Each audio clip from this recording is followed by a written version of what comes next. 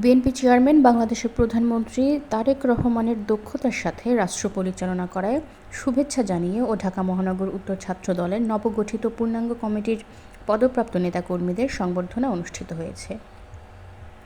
তেজগাঁও শিল্পাঞ্চল থানা ছাত্রদলের সাবেক সাধারণ সম্পাদক ও যুবদলের সাবেক সাধারণ সম্পাদক মোহাম্মদ মনিরুজ্জামান মনিরের সার্বিক তত্ত্বাবধানে প্রধান অতিথি হিসেবে উপস্থিত ছিলেন স্বেচ্ছাসেবক দল কেন্দ্রীয় নির্বাহী কমিটির ১ নং সহ-সভাপতি ও সাবেক ছাত্রনেতা ফখরুল ইসলাম রবিন। উপস্থিত ছিলেন আবু সুফিয়ান দুলাল, তেজগাঁও বিশ্ববিদ্যালয় কলেজের সাবেক ভিপি, তেজগাঁও শিল্পাঞ্চল থানা বিএনপির যুগ্ম আহ্বায়ক হুমায়ুন কবির, ঢাকা মহানগর উত্তর ছাত্রদলের সাবেক ভারপ্রাপ্ত সভাপতি সাখাওয়াত হোসেন সৈকত, ২৪ নং ওয়ার্ড ছাত্রদলের সাবেক সভাপতি জাকির খান, ঢাকা পলিটেকনিক ইনস্টিটিউটের সাবেক আহ্বায়ক আশরাফুল ইসলাম শাকিল, তেজগাঁও শিল্পাঞ্চল থানা ছাত্রদলের সভাপতি আবু বকর সিদ্দিক সুমন ও সাধারণ সম্পাদক আনিসুর রহমান মানিক, সাংগঠনিক সম্পাদক মেহেদী হাসান সহ বিভিন্ন স্তরের নেতাকর্মীবৃন্দরা উপস্থিত ছিলেন। এ সময় নেতারা বলেন, স্বৈরাচার হাসিনার আমলে ছাত্রদল যেভাবে রাজপথে ভূমিকা রেখেছে তেমনিভাবে দেশকে এগিয়ে নিয়ে যেতে নতুন ছাত্ররা দল করেছে, তাদের কাজ করতে হবে। এ সময় ঢাকা মহানগর উত্তর ছাত্রদলের ভারপ্রাপ্ত নেতাদের ফুলের শুভেচ্ছা দেওয়া হয় এবং সংবর্ধনা শেষে আনন্দ মিছিল অনুষ্ঠিত হয়।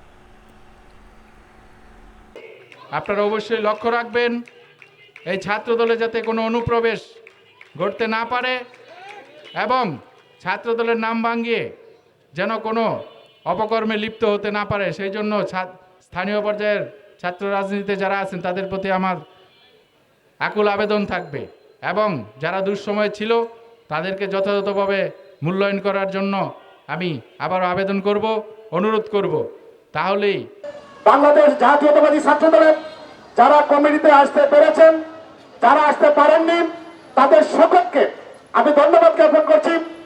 গত 12 তারিখে, ফেব্রুয়ারির 12 তারিখে জাতীয় সংসদ নির্বাচনে এই ঢাকা 12 আসনের মাটি ও মানুষের নেতা, অবিসংবাদিত নেতা, সাবেক সফল ছাত্র নেতা, সাবেক সফল যুব নেতা, সাবেক ঢাকা মহানগর উত্তর বিএনপির জনাব সাইফুল আলম নীরবের পক্ষ থেকে আপনারা যেভাবে পরিশ্রম করে তার হাতকে শক্তিশালী করার জন্য পরিশ্রম করেছেন, স্বতন্ত্র নির্বাচন করছে, তাদের জন্য কি ব্যবস্থা নেওয়া হবে? আমার নেতা জনাব তারেক রহমান বলেছেন, আপন দুই ভাই ছোটকালে যখন মারামারি করতে, পরবর্তীতে তোমরা কি করতে? তখন সেই নেতা উত্তর দিয়েছিল, আমরা ভাইরা আবার মিলে যেতাম, অথবা বাবা মা আমাদেরকে মিলিয়ে দিত। আমার নেতা তারেক রহমান সেদিন বলেছেন, তারাও আমাদের পরিবারের লোক, একসাথে মিলে একসাথে পথ চলতে হবে, তাই বলতে চাই, এই সাইফুল আলম নীরব সেই 1990 স্বৈরাচার আন্দোলন থেকে শুরু করে সেই জামাত বিরোধী আন্দোলনে গত 2 বছর প্রত্যেকটি এলাকায় গিয়ে বলেছিল, এই জামাত হচ্ছে একটি গুপ্ত, এই গুপ্তরা গর্ত থেকে বের হয়ে এসেছে, আওয়ামী লীগের লুঙ্গির তল থেকে বের হয়ে এসেছে। আবার এই গুপ্তরা এখন গুপ্তগিরি করছে, আবার তারা গর্তের ভিতরে চলে যাবে। আমাদের সংগঠনে যাতে গুপ্ত বাহিনী বা আওয়ামী লীগের কোন দোসররা প্রবেশ করতে না পারে সেদিকে আপনাকে অবশ্যই দৃষ্টি রাখতে হবে আমাদের সকলকে। এটি আমাদের বিশেষ কাজ বলে আমি মনে করি।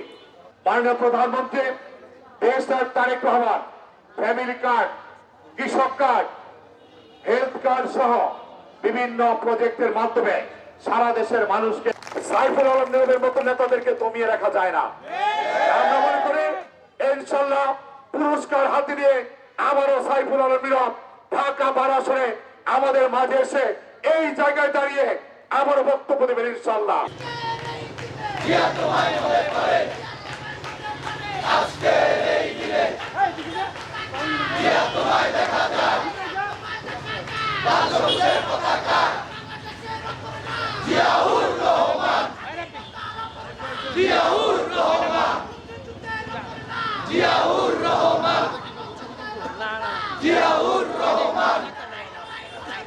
লড়াই করে বাঁচতে চায় বাংলাদেশ, সবার আগে বাংলাদেশ, সবার আগে বাংলাদেশ, সবার আগে বাংলাদেশ, সবার আগে বাংলাদেশ, করবো কাজ করবো দেশ, সবার আগে বাংলাদেশ।